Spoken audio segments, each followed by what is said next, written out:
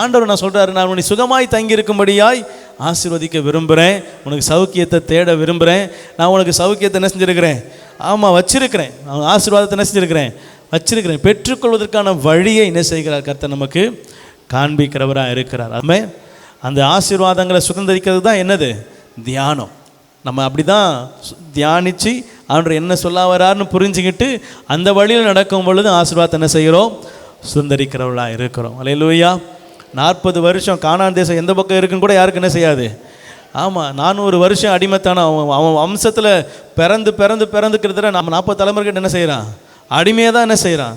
அவனுக்கு தெரிஞ்சதெல்லாம் செங்கக்கட்டு, வீடு, சுற்றி இருக்கிற ஆட்கள், அடிக்கிற ஆளொட்டிகள், இவ்வளோ தான் இவனுக்கு என்ன செய்யும் தெரியும். அதை தவிர்த்து வேறு அவனுடைய தேசத்தின் உள்ள கூட என்ன செய்திடலாமே போனதில்லை. இஸ்ரவேல் ஜனம் எங்கே இருக்கான்? அடிமையிலும் அடிமை, ரொம்ப கொத்தடிமை என்ன செய்கிறான். அவனுக்கு போய் இஸ்ரவேல்கிட்ட போயிட்டு நான் உனக்கு கானான் தேசத்தை காண்பிப்பேன்னா அவனுக்கு என்ன செய்யாது? தெரியாது.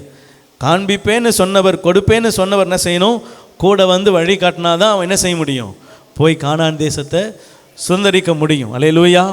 என் தேவன் ஆசீர்வாதம் அந்த அருக்கு போய் எடுத்துக்கணும்னு சொல்கிறவர் அல்ல, கரம் பிடித்து கொண்டு போய் அந்த ஆசீர்வாதத்தை சுதந்திரிக்க வைக்கிறவர். அல்லேலூயா.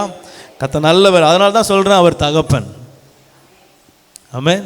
ஆசீர்வாதத்தை சுதந்திரிக்கும்படியாய் கூடவே வருகிறார். ஆமென்.